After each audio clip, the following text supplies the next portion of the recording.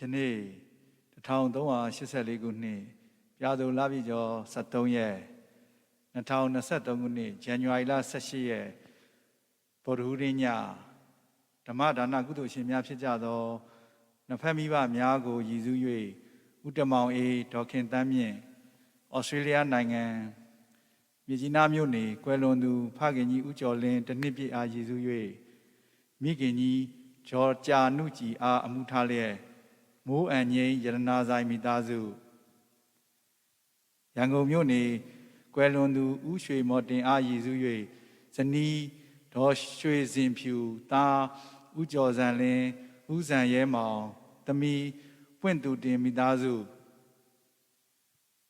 ရန်ကုန်မြို့နယ်ဦးအောင်စင်မိုးဒေါ်လိုင်လိုင်မြင့်ငွေနေ့အလူသားမောင်ကျော်တန့်စင်မိသားစုစီရင်ကျင်းပပြုလုပ်အပ်သည့်အွန်လိုင်းဓမ္မသဘင်တရားဝဲနှင့်ဆက်လင်း၍တရားတော်များဟောကြားချင်းမြင့်ဆုံးမတော်မူပါယံခြေတော်အစုံဥခ၍ရိုသေစွာလျှောက်ထားအပ်ပါသည်ဖျား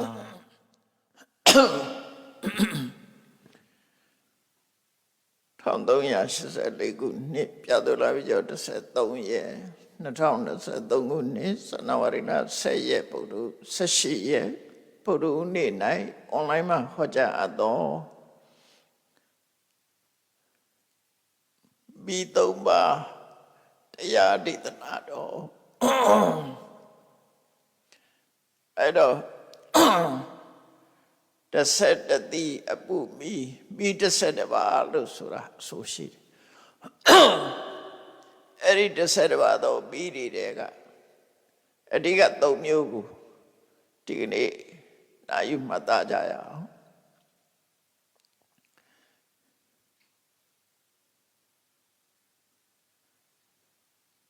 11တိအပုမိဆိုတာစာတိစရာပြာတိမရဏ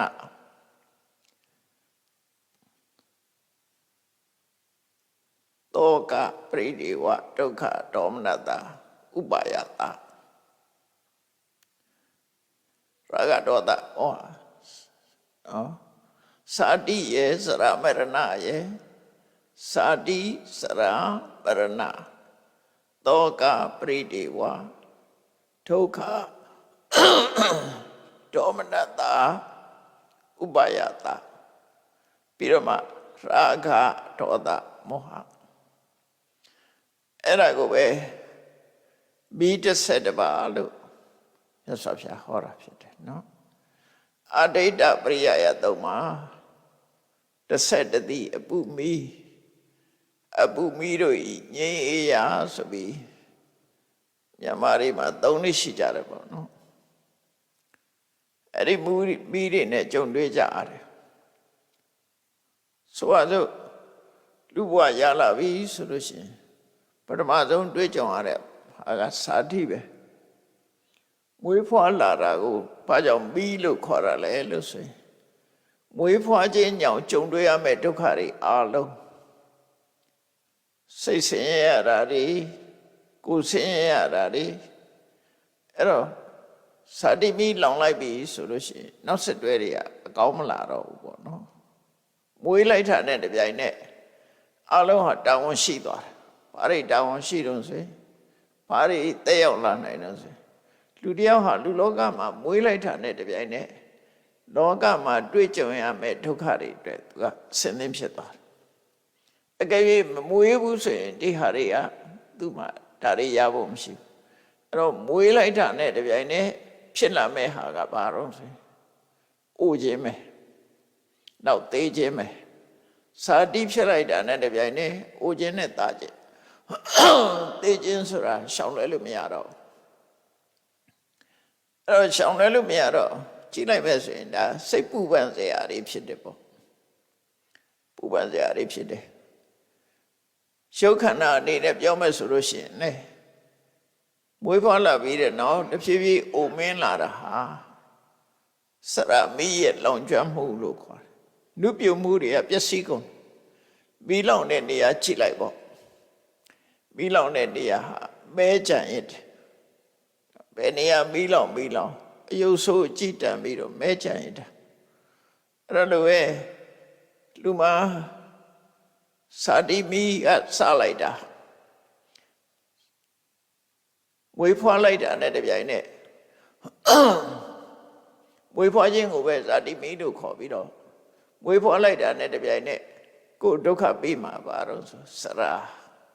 မရဏအဲ့ဒါတွေဟာပျက်စီးဆုံးရှုံးမှုတွေပဲလူပြုတ်မှုတွေကိုဟိုရင်ပြုတ်လောင်ကျွမ်းပြလိုက်တယ်လူရဲ့လူပြုတ်မှုမှန်သမျှကိုလောင်ကျွမ်းပြလိုက်တာဒါကြောင့်မို့စရာမီအသက်ရှင်သန်နေမှုတွေကိုလောင်ကျွမ်းပြလိုက်တာမရဏမီစာတိမီစရာမီမရဏမီစာတိကတော့သူ့ကိုအစာပြုတာမဟုတ်မီးဟုသမျှကိုဖိတ်ခေါ်လို့သူ့ကိုမီးလို့ခေါ်တဲ့သဘောရှိတယ်နော်ဒုက္ခတွေအလုံးကိုဖိတ်ခေါ်တာဖြစ်တယ်စာတိရဲ့စရာရဲ့မရဏရဲ့အဲ့ဒီနောက်မှာဒီသုံးခုကတော့အရင်ခံမယ်ပေါ့နောက်ဖြစ်လာနိုင်တာတွေကဘာတွေတုံးဆိုရင်တောကဘဝအတွက်စိုးရိမ်ရမှုတွေ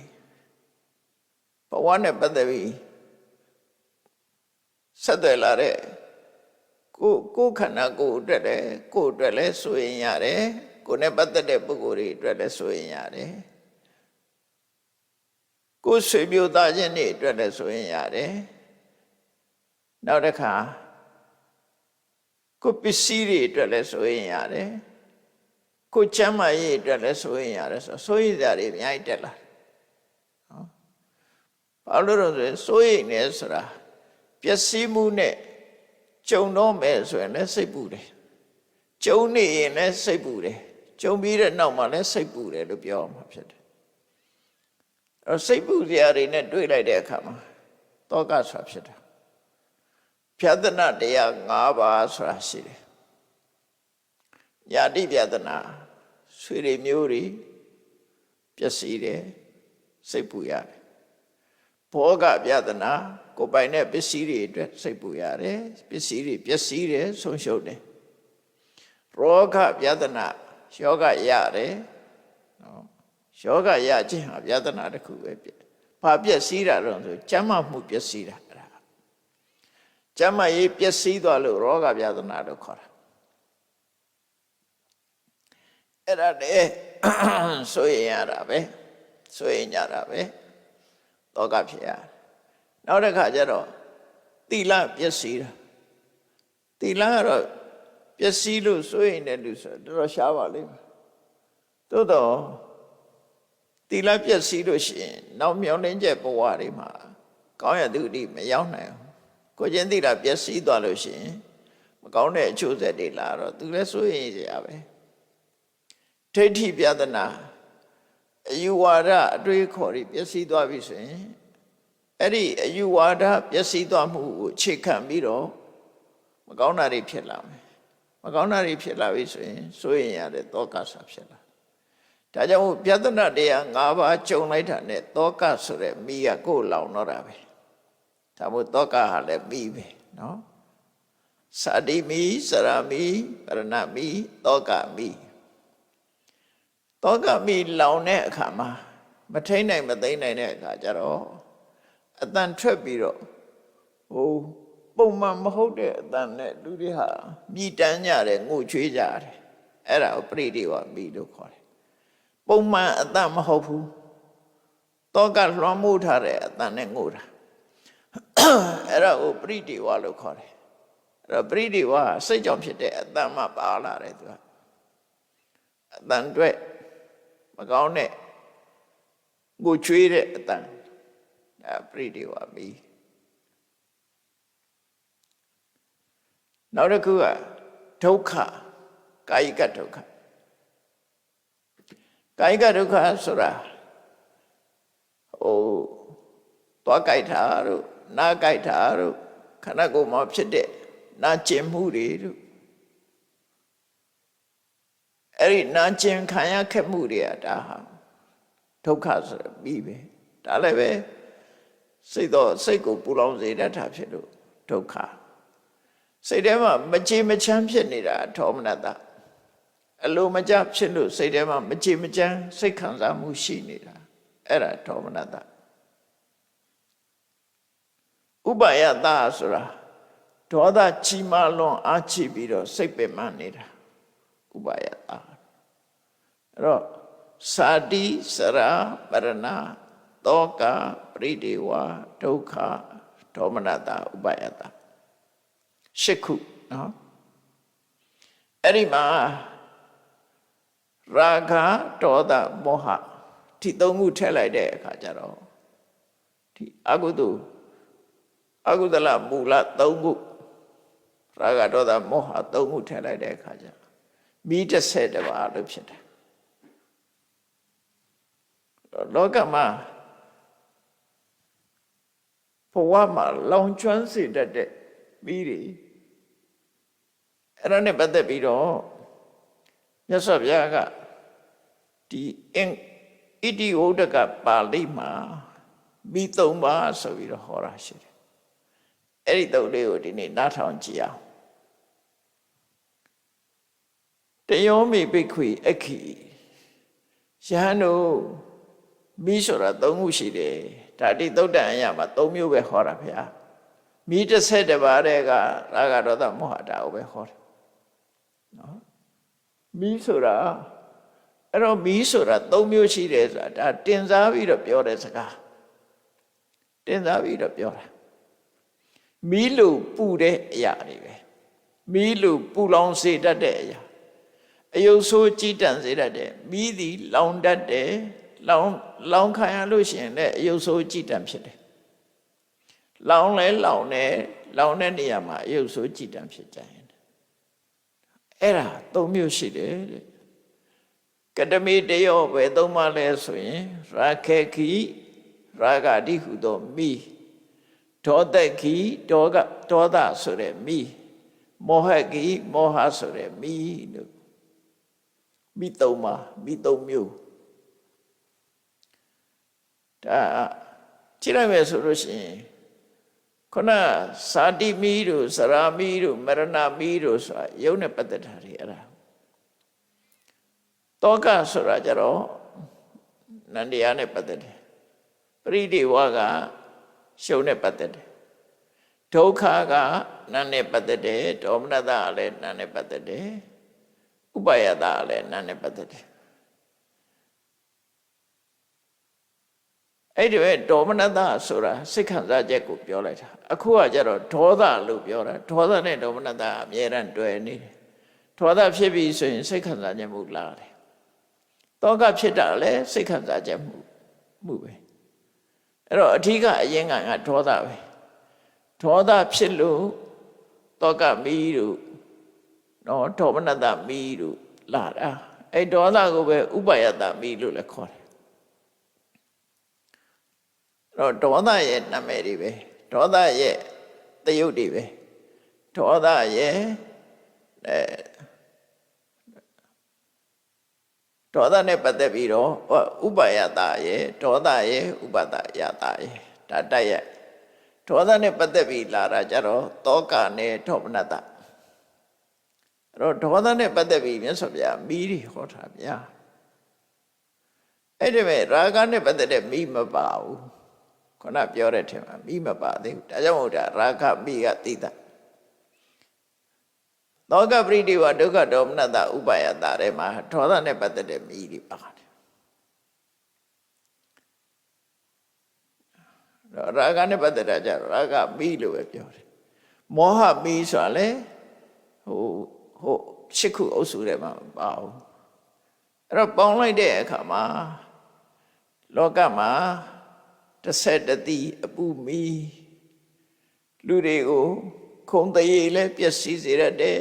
ရှုပ်အဆင်းကိုလည်းပျက်စီးစေတတ်တယ်ခုံတရေကိုလည်းညှိုးနွမ်းစေတတ်တယ်ဆိုတဲ့အဲ့ဒီမဲ့အဆိုးဆုံးကရာဂမိဒေါသမီမောဟမိဒီမိတွေအဆိုးဆုံးပဲကျန်တာတွေတဲ့ဆိုးတယ်သူကဒါကြောင့်မို့ဒီမိ3မျိုးကဒါအဓိကကြတယ်ဒီ3မျိုးကိုသီးသန့်ထုတ်ပြီးတော့မြတ်စွာဘုရားဟောတာ အဲ့လိုဟောပြီးတော့မိသုံးမျိုးရှိတယ်တဲ့ရာဂဆိုတဲ့မိဒေါသဆိုတဲ့မိမောဟဆိုတဲ့မိဆိုလို့ရှိရင်လောင်ကျွမ်းစေတတ်တယ်အဲ့ဒီလောင်ကျွမ်းစေတတ်တဲ့နဲ့ပတ်သက်ပြီးတော့မြတ်စွာဘုရားပါဟောတော့ရာခေခိဒေတိမစ္စေရတ္တေကာမေတုမုတ်စီတေကာမဂုဏ်အာယုန်ဒီပေါ်မှာတွေ့တာမဲ့မောတဲ့ပုဂ္ဂိုလ်တွေကိုတဲ့ရာဂမိလောင်တတ်တယ်ရာဂဆိုတဲ့မိရလောင်တယ်ကျန်တဲ့ပုဂ္ဂိုလ်လောင်တာမဟုတ်ဘူးရတ္တဆိုတာတွေ့တာတယ်မဲ့မောတယ်နော်တွေ့တာမဲ့မောတယ်ဘယ်ဟုတ်တွေ့တာမဲ့မောတာတော့ဆိုကာမကာမေတုရတ္တိမုတ်စီတေကာမဂုဏ်ဒီပေါ်မှာတွေ့တာပြီးတော့မိမောနေတာကာမအာယုန်ပေါ်မှာမိမောတယ်ဆိုတာအဲ့ဒီပေါ်မှာလူကရစ်မှုပြီးတော့ဖြစ်နေတာကာမဂုဏ်အာယုန်ဒီပေါ်မှာရစ်မှုနေတဲ့ပုဂ္ဂိုလ်ဟာရစ်မှုနေတဲ့ပုဂ္ဂိုလ်ကိုရာဂမိကလောင်ကျွမ်းစေတယ်ရာဂမိကလောင်ကျွမ်းတတ်တယ်သူ့ရဲ့နေမှာရာဂမိလောင်တာပဲဒါမီးလောင်နေဆိုတာတမားအဖြစ်တော့လူတွေကမသိကြဘူးမီးလောင်ခံရတယ်ဆိုတာအဖို့တန်တဲ့ပစ္စည်းတွေဆုံးရှုံးတာပေါ့အဲ့တော့ရာဂမီးချောင်လူတွေရဲ့တဏ္ဍမှာပါတော့ဆိုအဖို့တန်တဲ့ကုသိုလ်တရားတွေဆုံးရှုံးသွားတာရာဂဖြစ်နေပြီဆိုရင်ကုသိုလ်တရားတွေအလောင်းခံလိုက်ရတာပဲလေပျက်စီးသွားတာမလားတော့ကုသိုလ်စိတ်တွေမဖြစ်နိုင်တော့ဘူးဒါရာဂမီးလောင်တာဘယ်လိုပုဂ္ဂိုလ်တုံးဆိုရင်ကာမဂုဏ်အာယုန်နေပေါ်မှာတွေ့တာမဲ့မောနေလို့ရှိရင်ရာဂမိလောင်တတ်တယ်အဲ့တော့ကာမဂုဏ်ဆိုတာဘာခေါ်တာလဲကာမဆိုတာလူချင်းစရာအာယုန်တွေကိုကာမလို့ခေါ်တယ် sensual pleasure လူချင်းစရာနှစ်သက်စရာတွေကိုအဲ့ဒါတွေကဘယ်မှာရှိတာတော့မျက်စိကမြင်တာလူချင်းစရာနှစ်သက်စရာနားကကြားရတယ်လူချင်းစရာနှစ်သက်စရာအသံနှာခေါင်းနဲ့နမ်းရှုလို့ရတယ်လူချင်းစရာနှစ်သက်စရာအနံ့လျှာနဲ့အရသာခံရတဲ့လူချင်းစရာနှစ်သက်နေစရာအရသာခန္ဓာကိုယ်နဲ့ထိတွေ့ရတယ်လူချင်းစရာနှစ်သက်စရာတော့လူမျက်စိနဲ့ဆက်သွယ်လာတာရှိတယ်နားနဲ့ဆက်သွယ်လာတာရှိတယ်နှာခေါင်းနဲ့ဆက်သွယ်လာတာရှိတယ်ကိုယ်ကာယနဲ့ဆက်သွယ်လာတယ်ဟောဒါလွဲလို့ပါရှိသေးတော့စဉ်းစားကြည့်လိုက်နာမည်တွေလျှောက်တတ်ရင်တော့မပြီးနိုင်တော့ဘူးပေါ့နော်နာမည်တွေလျှောက်တတ်ရင်အဝတ်ထဲစိတ်ရွှေရတနာအင်္ဂေဟာပြောလို့ဆုံးနိုင်ဘူးနော်အဲကြောင့်မို့မျက်စိနဲ့မြင်ရတဲ့နှစ်သက်စရာအာယုနာနဲ့နားထောင်ရတဲ့နှစ်သက်စရာအသံနှာခေါင်းနဲ့နမ်းရှုရတဲ့နှစ်သက်စရာအနံ့ရှာနဲ့လဲရတဲ့နှစ်သက်စရာအရသာခန္ဓာကိုယ်နဲ့ထိတွေ့ရတဲ့နှစ်သက်စရာအထိတွေ့အဲ့ဒါဆိုလူတွေကကြိုက်ကြတယ်ကြိုက်တယ်ဆိုတာတွေ့တာလားကြိုက်ပြီးတော့အဲ့ဒီပုံမှာကိုသူ့ရဲ့ဒီအာယုံရဲ့လွှမ်းမိုးချုပ်ကိုက်မှုကိုခံရတယ်တတန်တတာဖြစ်နေတာအဲ့ဒါကိုပြောတာရတ္တေကာမေတုမုတ်စီတေရတ္တေကာမေတုမုတ်စီတေနှစ်သက်စရာအာယုန်ဒီပေါ်မှာမမောတွေ့တာပြီးနေတဲ့တတ္တဝါတွေကိုတဲ့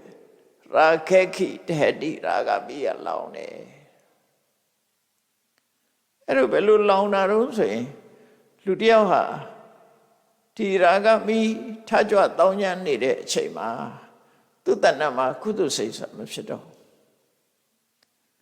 အဖို့တန်တဲ့ကုသိုလ်စိတ်တွေသူဆုံးရှုံးသွားတယ်အဲ့ဒါတွေကဖြည့်ဆည်းခံလိုက်ရတယ်လို့ဖြစ်သွားတမန်နေထားအပြင်ဆိုရင်သူကပုံမှန်စိတ်ကလေးကကောင်းတယ်ဖြူစင်တယ်အဲ့တော့ရာဂဝင်လိုက်တာနဲ့တပြိုင်နက်သူဟာပုံမှန်စိတ်အခြေအနေမဟုတ်တော့ဘူး ရာဂလွှမ်းမိုးသွားတဲ့စိတ်ဖြစ်သွားတယ်အဲ့တော့ရာဂရှိနေတဲ့ပုဂ္ဂိုလ်တယောက်လွှမ်းမိုးခြင်းခံရတဲ့ပုဂ္ဂိုလ်တယောက်ကဘာလုပ်တုံးဆိုရင်သူများအသက်တတ်ဖို့လည်းဝန်မလေးဘူးသူများဥစ္စာခိုးဖို့လည်းဝန်မလေးတော့ဘူးသူတို့ဘာတမယပြစ်မှာဖို့လည်းဝန်မလေးတော့လိန်ပြောဖို့ရလည်းအဆက်ဖြစ်တယ်မူရစေဝသုံးဆွဲဖို့လည်းဖြစ်တယ်ဆိုလိုတာဒုစရိုက်မှန်သမျှလုံနိုင်အဲ့လိုလုံတာကရာဂမိလောင်တာလို့ခေါ်တယ်အဲ့လိုဖြစ်သွားလို့ရှိရင်ဒါရာဂမိလောင်တာနော်ရာဂမိလောင်လိုက်တာ ਨੇ ဒီပုဂ္ဂိုလ်ဟာရာဂမိအလောင်ခံရတာ ਨੇ သူဟာအယုတ်ဆိုးကြည်တံဖြစ်သွားတယ်ရုပ်ဆိုးသွားတယ်လူထဲမှာဆိုရင်သိက္ခာမဲ့တဲ့ပုဂ္ဂိုလ်ဖြစ်သွားတယ်ဒီလူကပါတယ်ဆိုရင်ပမာစကားမှပြောတယ်လေရာဂမိလောင်ပြီဆိုရင်ဒီလူရဲ့လောဘကြီးတယ်လောဘကြီးတယ်ဆိုရက်ခပြေးတက်ခံလိုက်ရကြီးတယ်ဆိုတာဘာဘူးညာဘူးဆိုတာရှိသေးတယ်နော်အဲ့ဒါကြတော့ပို့ရုပ်ဆိုးသွားတယ်ရာဂဖြစ်ပြီဆိုလို့ရှိရင်အယုဆိုးကြည်တတ်တဲ့သိက္ခာမဲ့တဲ့အမိနာမတွေရသွားတယ်သိက္ခာမရှိတဲ့အမိနာမတွေရသွားတယ်ဒုစရိုက်လုပ်ငန်းလုပ်ပြီဆိုရင်ဒုစရိုက်သမားလူဆိုးဆိုတဲ့အနေအထားမျိုးရသွားအဲ့ဒါရာဂမိလောင်လို့ဖြစ်တာလေရာဂကသူ့ကိုယ်သိက္ခာတွေကိုလောင်ကျွမ်းပြစ်လိုက်တာအယုဆိုးကြည်တတ်သွားပြီဒါကဒီဘဝနဲ့လောင်တာနော်ဒီဘဝနဲ့လောင်တာ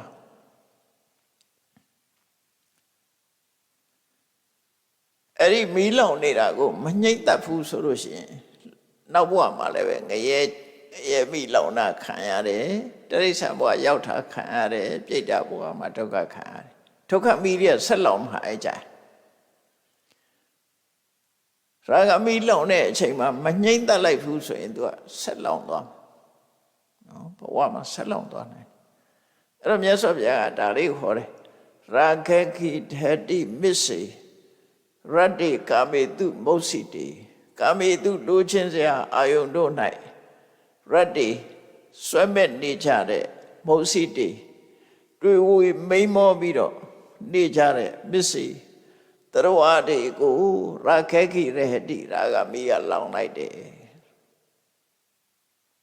ရာဂမိလောင်လိုက်သည့်အတွက်ကြောင့်ဂုဏ်သိက္ခာတွေလည်းပြောင်းသွားတယ်မကောင်းတဲ့အမိနာမတွေရရှိတယ်ဒုစရိုက်တွေလုပ်တယ်အဲ့ဒီအနေတခါဆက်ပြီးတော့ငရဲမိလောင်တာခံရအောင်ပဲလို့ဆိုလိုတာနော်ဒေါသခိပါဏဖြပန်နိနရိပါဏတိပါတိနောတဲ့စိတ်ကပုံမှန်မဟုတ်ဘဲနဲ့ဒေါသရဲ့လွှမ်းမိုးမှုကိုခံရတဲ့သူများအသက်ကိုတတ်တတ်တဲ့နော်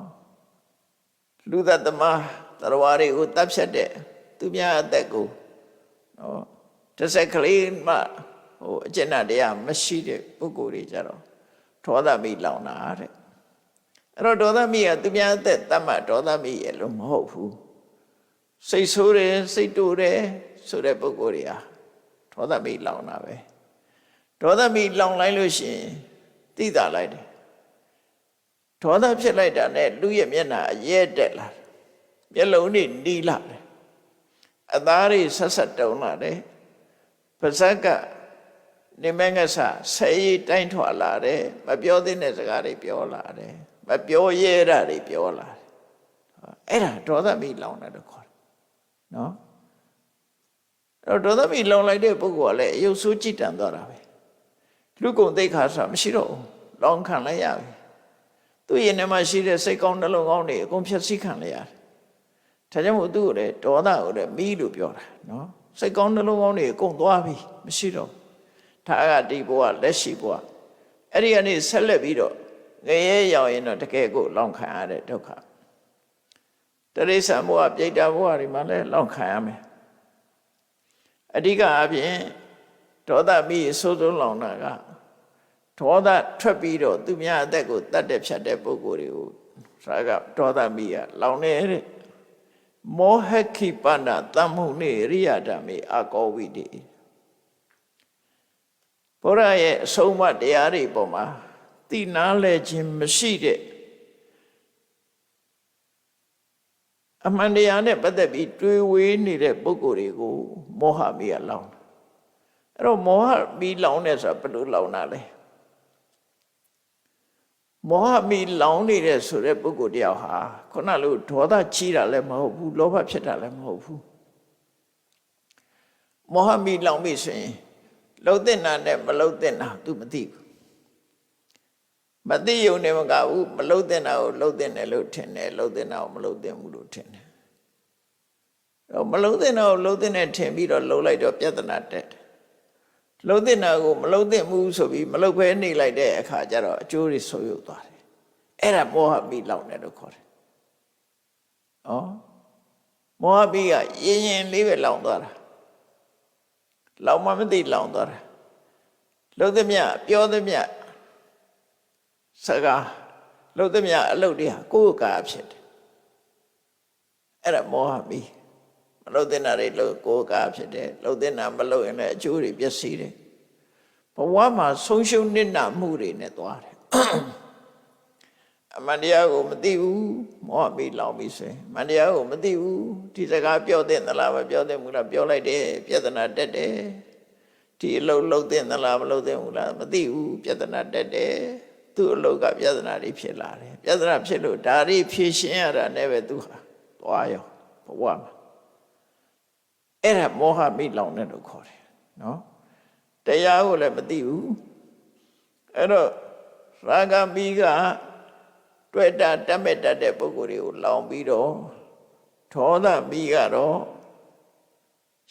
ရက်ဆက်တဲ့ပုဂ္ဂိုလ်တွေကိုလောင်တယ်မောဟမီးကတော့တရားအသိမရှိတဲ့ပုဂ္ဂိုလ်တွေကိုလောင်တယ်အကျဉ်းချုပ်ပြောမယ်ဆိုတာနော်ရာဂမီးကအာယုန်တွေပေါ်မှာတွေ့တာတတ်တဲ့ပုဂ္ဂိုလ်တွေကိုလောင်တယ်ဒေါသမီးကနော်ရက်ဆက်တဲ့ပုဂ္ဂိုလ်တွေကိုလောင်တယ်မောဟမီးကအမှန်မသိတွေးဝေးတဲ့ပုဂ္ဂိုလ်တွေကိုလောင်တယ်အတိတရားကင်းတဲ့ပုဂ္ဂိုလ်တွေကိုမောဟမီးလောင်တယ်ဟုတ်ပြီအဲ့လိုမီးကိုမသိဘူးဆိုရင်ဘာတွေဖြစ်လဲဣတိအခီအသနန္တာတက်ကာယဖိရတပစ္စာတဲ့ဆိုဗျာအဲ့လိုရာဂတို့ဒေါသတို့မောဟတို့ကိုမီးမှန်းမသိဘူးဆိုလို့ရှိရင်မီးကိုမီးမှန်းမသိဘူးလောင်တာကိုလောင်မှန်းမသိလိုက်တယ်အဲ့လိုမီးမှန်းမသိဘူးဆိုတဲ့ပုဂ္ဂိုလ်ဟာတက်ကာယပိရတပစ္စာမသိတဲ့ပုဂ္ဂိုလ်တွေဟာခန္ဓာကိုယ်ပေါ်မှာတွေ့တာမှုတွေဖြစ်တယ်မုန်းတိမှုတွေလည်းဖြစ်တယ်မှန်မသိမှုတွေလည်းဖြစ်တယ်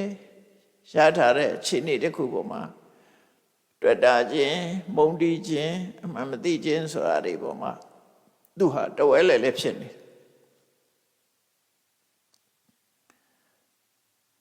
အဲ့တော့တဝဲလဲလည်းဖြစ်တော့ဘာဖြစ်လဲတေဝတ္တယန္တိနိရယတိရိစ္ဆာနိသယောနိယောအတုရံပိဋိဝိသေယအမုဒ္ဒပါဏမာရပဏနာအဲ့ဒီမီးလောင်တာကိုမီးမှမသိတဲ့ပုဂ္ဂိုလ်တွေဟာမသိလို့အလောင်းခံရပြီးတဲ့နောက်မှာကြုံတွေ့ရမယ်ရှက်လက်ကအမတမဆိုးတယ်ရာဂဒေါသမောဟမီးတွေလောင်တဲ့ပုဂ္ဂိုလ်ဟာအဲ့ဒီမီးတွေကပို့ပြီးတော့ကြီးမားတိုးတက်များပြားလာပြီဆိုလို့ရှိရင်ဥပမာရာခကလည်းပဲလောင်မှုကအားကောင်းလာတယ်ဒေါသလောင်မှုကအားကောင်းလာတယ်မောဟလောင်မှုကအားကောင်းလာတယ်ဆိုဘာဖြစ်လဲဆိုငရဲဘဝငရဲကြတယ်ငရဲမိတွေလောင်ခံရတယ်ငရဲဒုက္ခတွေခံရတယ်တိရိစ္ဆာနယောနိတိရိစ္ဆာန်ဘဝရောက်သွားတယ်အဲ့မှာစဉ်းစားကြည့်ငရဲဆိုတာကြတော့ချမ်းသာတဲ့အချိန်လေးကတစ်စက်မှမရှိတာငရဲနိအယနိရယဆိုတာနိအယအယဆိုတာချမ်းသာဒုက္ခနိဆိုတာကင်းနေငရဲဘဝဆိုတာ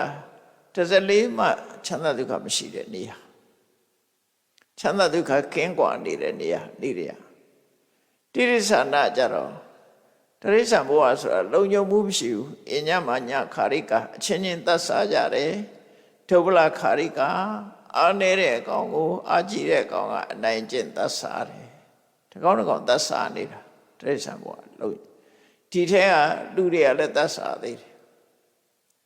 တိရိစ္ဆာန်တွေကနိုင်ကျင့်ခံနေရတယ်အဲ့တော့ဒီဒုက္ခကြီးတွေနဲ့ကြုံတွေ့ရတာပဲအဲ့ဒါဘယ်သူကြောင့်တွေ့တာတော့ဆိုမိလောင်ခံထားရလို့တွေ့တာနော်ရာဂဒေါသမောဟမိဆိုတာမသိလို့ဖြစ်တယ်အတုရံပိဋိဝိတယံအတုရကာယနော်ပြီးတော့ပြိတ္တာအတုရကေဆိုမတောက်ပါတဲ့ဘဝအတုရကာယဆိုတာတောက်ပါမှုမရှိတဲ့နှုံချတဲ့ဘဝပြိတ္တာထဲမှာအနှုံစားအခြားစားဆင်းရဲနွမ်းပါတဲ့ဟာဥပမာလူဘဝမှာလည်းရပြီးတော့လုံးဝတောက်ပမှုမရှိပဲနဲ့တနေ့လုံးမှတနေ့စားဆင်းရဲဒုက္ခနဲ့နေရတာလည်းညစ်တိညစ်ပတ်မှနေရတယ်နော်စားရတာလည်းအကောင်းမဟုတ်ဘူးအများကြီးပဲလူတွေထဲမှာကိုရှိတယ်နော်အိမ်မရှိရမရှိသုတ်တန်ထဲမှာနေတယ်သူများကြွေးတာပေးတာလေးစားနေရတယ်ဆိုအဲ့ဒါမျိုးတွေလူထဲမှာလည်းပဲဘုံကမရှိတော့ဘူးဆိုလို့ရှိရင်လို့ဖြစ်တယ်အဲ့တော့ပြိတ္တာဘဝအတုရကေဘဝအမုဒ္ဒပါရပဏနာမိလောင်ခံလိုက်ရတဲ့ပုဂ္ဂိုလ်ဟာမိကိုမငြိမ့်တတ်နိုင်ဘူးဆိုလို့ရှိရင်ငရဲကြတယ်ငရဲလည်းမလွတ်နိုင်ဘူးတိရိစ္ဆာန်ဘဝရောက်တယ်မလွတ်နိုင်ဘူးတိရိစ္ဆာန်ဘဝမြတ်ဘလောက်ကြောက်စရာကောင်းလို့ဆိုစဉ်းစားကြည့်ပါနော်ကိုသိတဲ့တိရိစ္ဆာန်ပဲကြည့်မသိတဲ့တိရိစ္ဆာန်တွေအများကြီးပဲကိုတွေ့နေတဲ့တိရိစ္ဆာန်တွေကြည့်လူတွေစားနေတဲ့ချက်တွေချက်သားစားနေကြအဲ့တော့ချက်ဘဝတောင်မရောက်လိုက်ဖ ೇನೆ ဥဘဝတည်းပဲတနေ့ကိုနေတာမဟုတ်ဘူးဥထဲမှာလည်းပဲအသက်ရှိတယ်လေအသက်ရှိလို့ဒါမပုတ်တာအသက်မရှိရင်ပုတ်သွားမှာပဲဒါအသက်ဝင်နေပြီအဲ့တော့ဒီကောင်ဟာကျက်ဘဝတောင်မရောက်လိုက်ဘူးဥဘဝနဲ့ပဲသိသွားတယ်ငါဆိုလို့ရှိရင်ငါမိခင်တကောင်ကဥပေါင်းဘလောက်ဥကြည့်လိုက်မယ်ဆိုရင်ဘယ်သူမှသိချာရေးအတွက်မထားလို့တန်းချီရှိတယ်နော်ဒီတခါစိတ်ဝင်စားလို့ရှိရင်ငပုံနာဆိုတဲ့ကောင်တွေ့တဲ့အခါကျရင်အပိုက်ထဲကနေခွဲပြီးတော့အဲ့ဒီငဥလေးတွေကိုရည်ကြည့်ပါလားဘယ်လောက်ရှိမလဲလို့နော်ငါးရကောင်ထဲမှာဥပေါင်းဘလောက်ရှိနေတာမဟုတ်သူတို့ဥရဲ့အဲ့တော့ငါးတောင်မဖြစ်လဲရပဲနဲ့လောကကြီးမှာသူကသိသွားရတယ်အဲ့လိုဘဝတွေကအများကြီးဖြတ်တန်းနေကြတယ်နော်အကောင်တောင်မဖြစ်လိုက်ဘူးမျက်စိတောင်မပေါ်သေးလို့လောကကြီးကိုတွေ့တော့မတွေ့လေရအောင်အဲ့တော့ငါးတွေကြက်တွေသာလားလို့ဆိုမဟုတ်ဘူးလူတွေထဲမှာလည်းပဲလူဘဝကိုမတွေ့လေရတဲ့လူတွေအများကြီးရှိတယ်အဲ့ဒီမှာဆေးပညာရှင်တွေပြောတာရှိတယ်မိခင်ရဲ့ဝမ်းထဲမှာသတိတည်ပြီးပြတ်သွားတာတွေအများကြီးရှိတယ်တန်းချီရှိတယ်အဲ့တန်းချီတဲ့ထဲအမှလူစားတူလောက်ဖြစ်လာအောင်မြင်လာတာတစ်ခုပဲရှိတယ်မအောင်မြင်လို့ပျက်စီးသွားတာတွေအများကြီးအဲ့ဒါသိသွားတာပဲလေတတိဘဝမှာပဲသိဆုံးသွားတာကလလရေကြီးဆိုတဲ့အဆင့်မှာပဲသိသွားတဲ့လူတွေအများကြီးပဲအဲ့ဒါတွေကြတော့ကြည့်မယ်ဆိုရင်အမှောင်တွေကလာပြီးအမှောင်ထဲမှာပဲဖြတ်တန်းသွားရတယ်လူတော်မဖြစ်လိုက်ရအဲ့လိုတန်တရားထဲမှာခီးသွားနေတဲ့တတ္တဝါတွေကအများကြီးပဲကြက်တောင်မဖြစ်လိုက်ဘူးဥဘဝမှာသေးတယ်ငါးတောင်မဖြစ်လိုက်ဘူးဥဘဝမှာသေးတယ်မိချောင်းတောင်မဖြစ်ရဘူးဥဘဝမှာသေးတယ်လိတ်တောင်မဖြစ်ရဘူးလိတ်ဥဘဝမှာသေးသွားတယ်ဘဝစိတ်တောင်မဖြစ်ရသေးဘူးဥဘဝမှာသေးသွားတယ်အများကြီးပဲအကုန်လုံးနော်ကဲဥကျဥတွေအကုန်ကြည့်လိုက်လောကမှာ ပေါက်ဖွာလာဖို့ပေါက်ဖွာလာနေကရှောနိ၄ပါးလို့ခေါ်တယ်မွေးဖို့မွေးနည်း၄ခုရှိတယ်ဝေဖို့မွေးနည်း၄ခုတစ်ခုကဘာတော့ဆိုလို့ရှိရင်ဆလာဖူးစာလူတွေနွားတွေမြင်းတွေမွေးဖို့မွေးနည်းကတစ်မျိုးမိခင်ရဲ့သားအိမ်ထဲမှာတရေတည်ပြီးတော့မွေးတာနော်အဲ့ဒါကိုဆလာဖူးစာလို့ခေါ်တယ်ဆလာဖူးဆိုတာသားအိမ်စဆိုတာဖြစ်တာဆလာဖူးစာနောက်တစ်ခုကအန္တဇစက်တွေငှက်တွေလိတ်တွေပြီးချောင်းတွေဥအနေနဲ့ရင်မွေးတယ်ပြီးတော့မှဥကနေပေါက်ပြီးတော့အကောင်ဖြစ်တယ်အဲ့ဒါကြတော့အန္တဇလို့ခေါ်တယ်အဲ့ဒါမွေးနည်းတစ်ခုနောက်တစ်ခုကတန်သေးတစားတဲ့ အမေရဲ့အဖေရဲ့မရှိဘူးစိုးထိုင်းတဲ့မွိုက်ရှာနော်ဟိုငပိထဲမှာလောက်တို့ဟာမျိုးတွေရှေးဘုံရည်သူထဲမှာအဖလောင်းတွေတာလောင်းတွေအဲ့လိုဟာမျိုးတွေမွေးရကြတော့တန်သေးတစားလို့ခေါ်တယ်နောက်တစ်ခါဩပပတိကဆိုတာအကောင်နေနဲ့ပွားနဲ့ပေါ်လာတာအမေဖေနဲ့မွေးတာမဟုတ်ဘူးတရေတီးနေတာမဟုတ်ဘူးပွားကနေပေါ်လာတယ်အဲ့ဒါတွေကဘာလို့ဆိုနတ်တွေတို့ပြိတ္တာတွေတို့တဆေးတွေတို့တရေတွေတို့လို့မွေးလာချက်ချင်းပေါ်လာပွားကနေဖြစ်သွားတာအဲ့ဒါဩပပတိကအဲ့တော့လောကမှာတတ္တဝါတွေမွေးဖွားတာ၄မျိုးရှိတယ်အဲ့ဒါကိုထပ်ပြီးတော့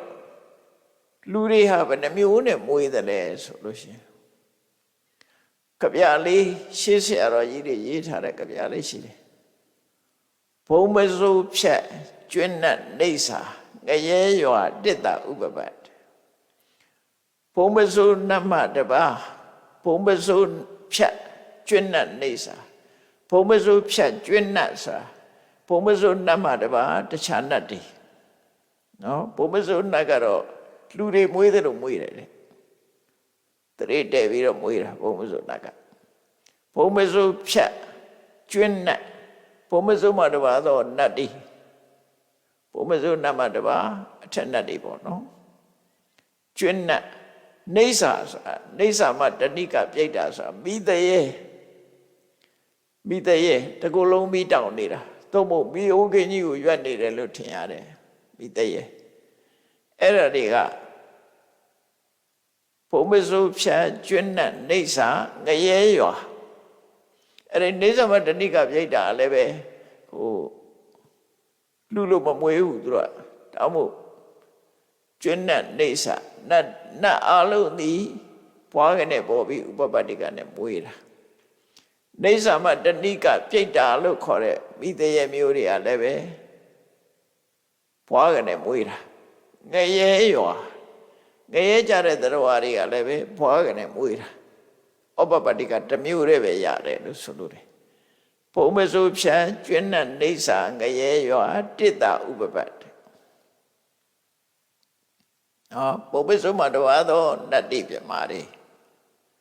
နေစာမတဏိကပြိတ္တာရဲ့ငရဲသားတွေအလုံးရဲ့အဲ့ဒါတွေဟာဥပပပတိတရေတစ်မျိုးတည်းပဲမွေးတယ်လို့သူတို့ပြောတာအကျွင်းကတိလေးရောနှိတယ်အကျွင်းကတိဆိုတာကျန်တဲ့တတ္တဝါတွေအလုံးလူအပါဝင်ကျန်တဲ့တတ္တဝါတွေအလုံးကရှောနိ၄မျိုးတဲ့မွေးဖို့မွေးနည်း၄မျိုးရှိတယ်အဲ့တော့လူကလည်းပဲ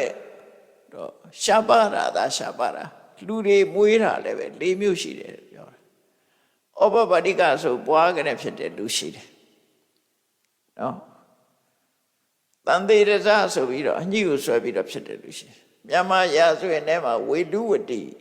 မိဖုရားဆိုတာရှိတယ်အဲ့ဒါဝါပင်ကိုဆွဲပြီးတော့မွေးတာလို့ပြောတယ်စာပေထဲမှာ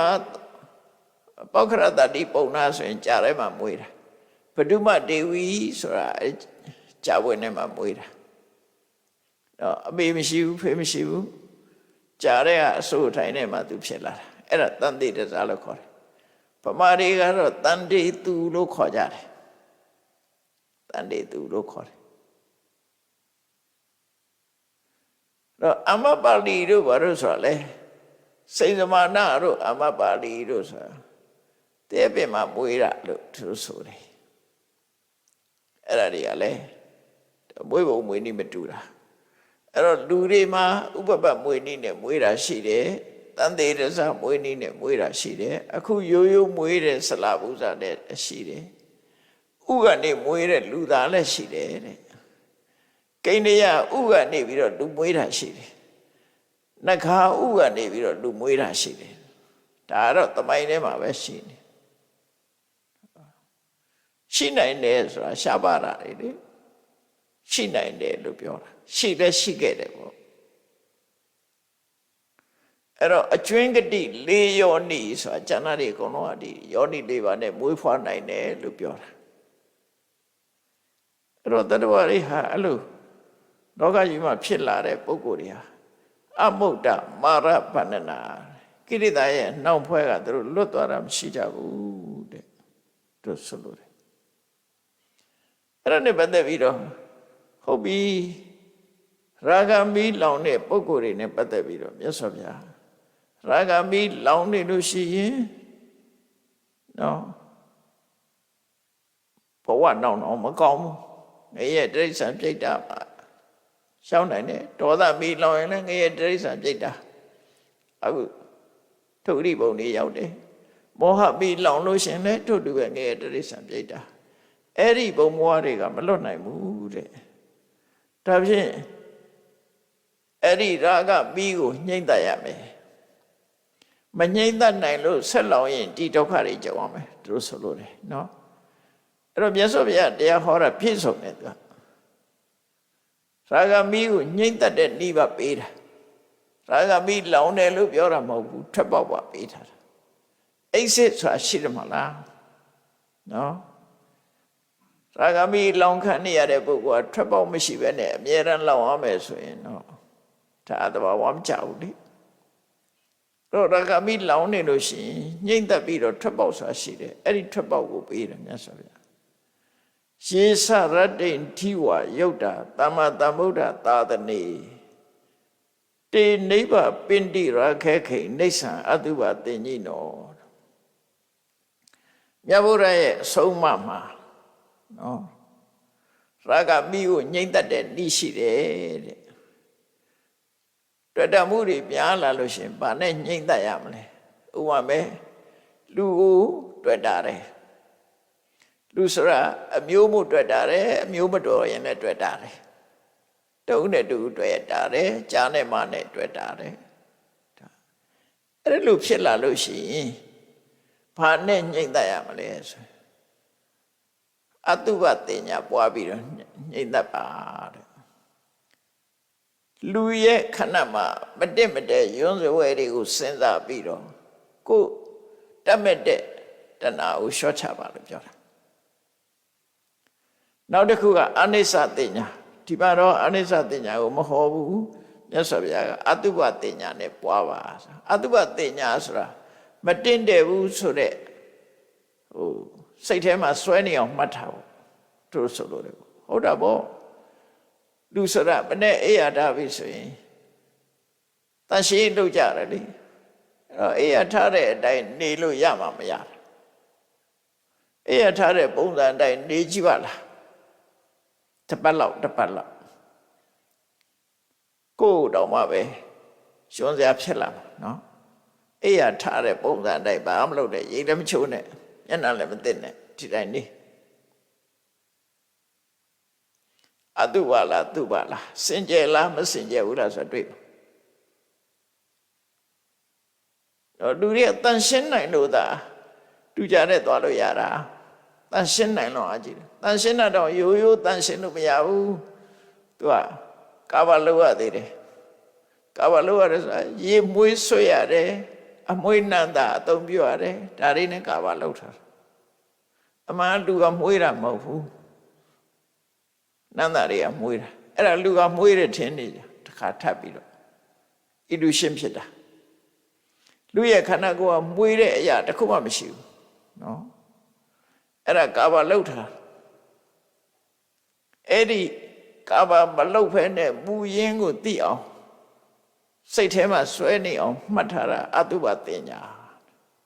မတင်တယ်ဘူးမတင်တယ်ဘူးဆိုတော့ဘယ်မှာသိတော့ဆိုရင်လူတယောက်ဟာအသက်နဲ့ကိုယ်နဲ့ကိုယ်စားကွဲသွားပြီဆိုရင်ဒါလူတဲ့အတုပလို့ခေါ်ကြတာအဲ့ကျမှအတုပခေါ်တယ်အမှန်တော့သိသွားတဲ့ dead body နဲ့အသက်ရှင်တဲ့ dead body ဟာယွန်းရခြင်းတူတူပဲနော်အဲ့လိုမြင်အောင်ကြည့်ရမယ်အဲ့ဒါကြောင့်ရာခေကိဆိုတဲ့ရာဂမိကိုအမြဲတမ်းမတက်မတဲမစင်ကြဲတဲ့အနေအထားတွေကိုကြည့်ရှုပြီးတော့ငြိမ့်သက်ပါ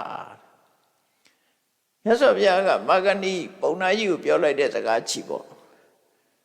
မௌဒ္ဒခိမေဝိဒံမௌဒ္ဒကရိတပုံနံပါရပိနံတံဖုတိတုနာဣစေမင်းသမီးမာဂဏိကတဲ့ကျင်ကြီးကျင့်ငယ်တွေနဲ့ပြည့်နေတာဆိုယွန်းစရာတွေနဲ့ပြည့်နေတာလို့ပြောလိုက်တာပဲမှာမဟုတ်လားဟုတ်တာကိုယ့်ကိုယ်လည်းကြည့်ပေါ့ဘိုက်ထဲမှာကြည့်လိုက်ယွန်းစရာတွေကြည့်ပဲလေဆရာဝန်တွေမေးကြည့်ပါလားမယွန်းဘူးလားလို့သူတို့နှာခေါင်းပိတ်ထားလို့ဘိုက်ခွဲကြည့်ယွန်းစရာတွေရွက်ထွက်လာအဲ့တော့အတုဝဆိုတာသေမမဟုတ်ဘူးခဏကိုမှယွန်းစရာတွေကိုတွေးပြီးတော့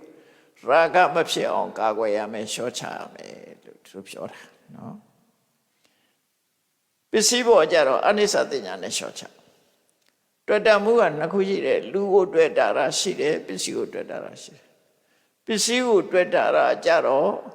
အော်ဒီပစ္စည်းကငါမသုံးနဲ့သူကအချိန်တန်ပြတ်သွားမှာပဲအချိန်တန်လို့ရှိရင်ပစ္စည်းကတော့လည်းလူကိုစွန့်လူကတော့လည်းပစ္စည်းကိုစွန့်ဥဒ္ဒါကွဲမှာပဲအဲ့သုံးသိရင်သုံးနှမျောမနေနဲ့လို့ဆိုလို့တယ်အဲ့ဒါအနိစ္စတင်ညာနဲ့တဏှာရာဂကိုရှော့ချတဲ့ဒီမြတ်စွာဘုရားဒီစနစ်ပါပေးတာထွက်ပေါက်ပါပေးလိုက်တာရာဂမီလောင်ခံရရင်မင်းဒီထွက်ပေါက်ကထွက်အခုကလည်းရှိရလေ fire exit ဆိုတာဟို emergency exit ဆိုတာအဆောက်အဦတွေပဲမီးလောင်ပြီဆိုဘယ်အထွက်ဆိုတာပေးရတယ်ရန်ကုန်မှာဆိုရင်တိုက်မြင့်နေဆောက်တာပြီဆိုရင်အဲ့တော့ emergency case မှာဆိုရင်နောက်ကလေကာပေါက်ထည့်ရတယ်လေအဲ့ဒါအနေကျုံလာလို့ရှိရင်ထွက်ပေါက်ထွက်တယ်ခုခေတ်တော့ခွင့်ပြုချက်လေးရအောင်လို့ဟန်လေးတက်ပြလိုက်ပြီးရင်ဖြုတ်သွားကြ emergency exit တကားပေါက်လေကာဆိုတာမထားကြနော်တကယ်ဒုက္ခရောက်လာပြီဆိုရင်အဲ့ဒါမရှင်ဒုက္ခရောက်တယ်ပေါ့အဲ့တော့အဲ့ဒါအခုလည်းပဲကိုယ်မှာရာဂမီးလောင်ပြီဆိုရင်ထွက်ပေါက်ရှာဘာနဲ့ရှာမလဲဆိုရင်အတုဝတင်ညာပွားဘုသူ့ပေါ်မှာတွေ့တာစိတ်ပေါ်လဲအဲ့တွေ့တာစိတ်ပေါ်တဲ့ပုဂ္ဂိုလ်ပေါ်မှာအတုဝတင်ညာပွားတာကိုလည်းအတုဝတင်ညာပွားတခြားပုဂ္ဂိုလ်တွေပေါ်မှာလည်းအတုဝတင်ညာပွားလို့သူဆိုလို့ဒါဖြင့်ဒေါသမီးတွေလောင်နေပြီဆိုရင်စိတ်တူတတ်တယ်ခဏခဏစိတ်ဆိုးတယ်အလိုမကျဖြစ်တယ်မုန်းတယ်ဆိုတာဒေါသမီးလောင်ရင်တော့ဗာနဲ့လို့အောင်ဒေါသခိမ္ပနာမေတ္တာယနိဗ္ဗာပိဏိနရုတ္တမတကယ်ပုဂ္ဂိုလ်တွေကဒေါသမီးလောင်ပြီဆိုရင်မေတ္တာနဲ့ညှိမ့်တတ်ကြတယ်အဲ့တော့မေတ္တာနဲ့ညှိမ့်တာစိတ်ဆိုးမခံနဲ့စိတ်ဆိုးတယ်ဆိုတာဘာကြောင့်ဆိုးတာတော့လို့သိချကြည့်လိုက်လို့ရှိရင် तू ကအဆိုးမြင်လို့အပြစ်မြင်လို့ဒေါသဖြစ်တာအဲ့ဒီအပြစ်ကိုမကြည့်နဲ့အပြစ်ကိုမကြည့်ဘဲနဲ့ကောင်းတာလေးကိုရွေးချယ်ကြည့်ဒါကြောင့်မို့ဟိုရင်ပြောတာဒီနှစ်သက်စရာကောင်းတဲ့အခြေအနေလေးတစ်ခုကောင်းတာလေးကိုကြည့်ရှုပြီးတော့မေတ္တာပွားရမယ်ဥပမာပါနဲ့တူတော့ဆိုလို့ရှိရင်မော်ဒီဖုံးနေတဲ့ရေကိုလည်းရေကတာတောက်ချင်တယ်ဆိုဘာလို့ရတော့ရေအိုင်တော့တွေ့တယ်အဲ့ဒီရေအိုင်ကြီးကိုမော်ဒီညင်းနေဖုံးနေတယ်ဆိုအဲ့တော့လက်လေးနဲ့အဲ့ဒီမော်ဒီကိုဖယ်ပြီးတော့ရေတောက်တယ်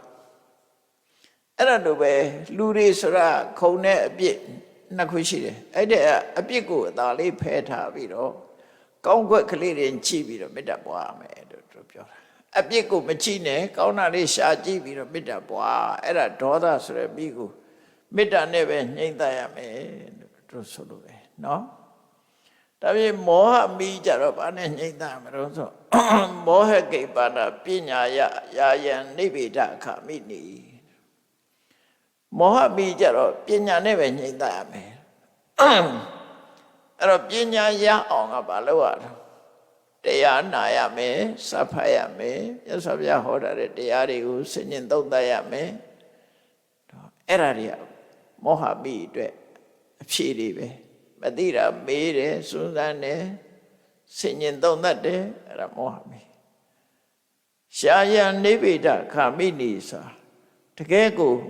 အဆင့်အမြင့်ဆုံးကိလေသာတွေကိုဖောက်ခွဲနိုင်တဲ့မောဟကိုဖောက်ထွင်းပြနိုင်တဲ့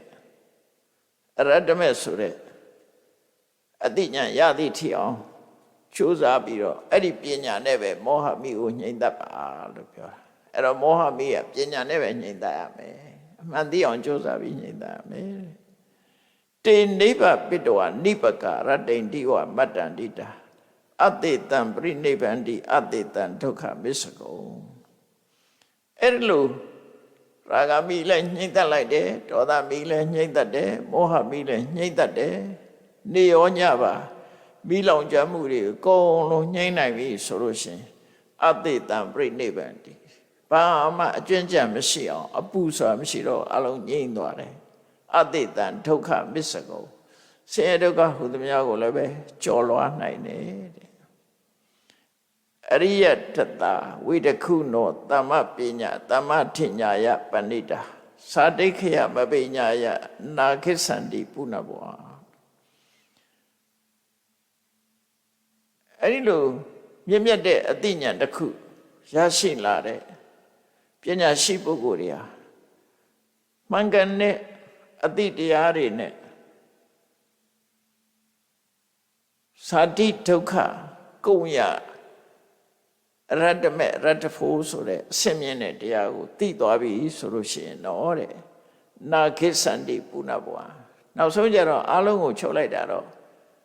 ပညာပဲပညာနဲ့ပဲချုပ်လိုက်တာနော်အဲ့ဒီပညာကမဲ့ပညာဖို့ပညာ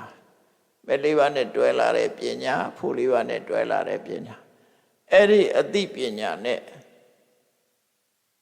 သိသိချာချာသာတိကုံရနိဗ္ဗာန်ကိုတွေ့ပြီးပညာနဲ့မြင်ပြီးဆိုလို့ရှိရင်တော့နာခိသန္တိပုဏ္ဏဘောနောက်ဘဝကိုဘယ်တော့မှမလာတော့ဘူးဆိုလိုတာကခန္ဓာမဖြစ်တော့ဘူးနော်နိဗ္ဗာန်ရောက်တဲ့ဆိုတာခန္ဓာမဖြစ်ဘူးတန်တရားဆိုတာခန္ဓာဖြစ်နေသေးတယ်ခန္ဓာရှိနေသေးရင်မိရလောင်အောင်မှာပဲခန္ဓာမရှိသည့်အတွက်ကြောင့်မိရမလောင်နိုင်တော့ဘူးအဲ့ဒါထာဝရငြိမ့်သွားတဲ့အငြိမ့်တတ်ပဲဖြစ်တယ်လို့ဒါကအခိသုတ်တံမှာမြတ်စွာဘုရားဟောတဲ့မိသုမတရားနော်တစ်ဆက်တည်းပူမိတွေကအဆိုးဆုံးဖြစ်တဲ့ဒီမိသုမကိုခွဲခြားပြီးတော့မိငြိမ့်သက်နီးနေတဲ့ကွာမြတ်စွာဘုရားဟောကြားဆုံးမတာဖြစ်ပါတယ်ဒါကြောင့်တရားချက်ခင်သူတော်စင်ပြိဿပေါင်းတို့မိမိတို့တဏ္ဍမှာစာတိရလာလို့ရှိရင်စရမိဗျာရိမိဒါတွေကလောင်းမှာပဲဖြစ်တယ်သောကပရိဒေဝဒုက္ခဒေါမနတဥပယတဆိုတာလည်းပဲကိရိတာမကင်းသေးရင်တွေ့နေဥမှာပဲဖြစ်တယ်အဆိုးဆုံးဖြစ်တဲ့ရာဂမိဒေါသမိမောဟမိတွေကိုအခုနီးနဲ့အတိုင်းဖြည့်ရှင်းပြီးတော့မိမလောင်အောင်ကာကွယ်ဆောင်းရှောက်နိုင်မယ်ဆိုလို့ရှိရင်ဆင်းရဲဒုက္ခအလုံးကိုလွန်မြောက်နိုင်ပါတယ်ဆိုတာကိုမှတ်သားပြီးမြတ်ဗုဒ္ဓရဲ့ဆုံးမအတိုင်းချစ်ကြကြုတ်ကုတ်ပွားများအားထုတ်နိုင်ကြပါစေကုန်သတည်း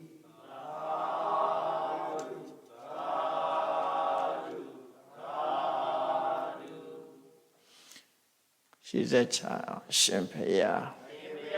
ဖေယတပည့်တော်တို့သည်ဓမ္မအတိညာရရှိမှသာလင်နိဗ္ဗာန်ချမ်းသာကိုမျက်မှောက်ပြုနိုင်ပါသောကြောင့်ဓမ္မအတိညာရရှိစေရန်ရှိတန်ကြလျက်ဓမ္မသဘင်ဆင်ကျင်ပါပြုလုပ်ကြ၍အပဒဒါနဓမ္မဒါနတရားလှူတော်ကိုပေးလူကြပါကုန်၏ တရားတော်မြတ်ကိုရှုသိလေးမြတ်စွာမမတ်သားသာအာယုန်ထားလျက်နာကြားကြပါကုန်၏တရားတော်မြတ်ကိုတတ္တဗဝတ္ထုအစွတ်စွတ်တို့ဖြင့်ပူဇော်ကြပါကုန်၏ယနေ့ယခုအာထုတ်ပြုလုပ်ကြရသောဤကောင်းမှုဤကုသိုလ်စွတ်စွတ်သည်နိဗ္ဗာန်ချမ်းသာ၏အကြောင်းထောက်ပံ့ဖြစ်ပါစေတည်းဤကောင်းမှုဤအဖို့ဘာကကိုအမိအဖအဖိုးဖွာဆွေမျိုးညာတိတို့အားကုသိုလ်အမြတ်ဝေငှပါကုန်၏နတ်ပေါင်းတို့အားကုသိုလ်အမြတ်ဝေငှပါကုန်၏31ဘုံကျင့်နေကုန်သောလုံးစုံများစွာတတ္တဝါတို့သည်ကုသိုလ်အမြတ်ကိုယ်စီရကြကုန်သည်ဖြစ်၍ကိုယ်စိတ်နှပြချမ်းသာကြသည်ဖြစ်ကြပါစေကုန်သတည်း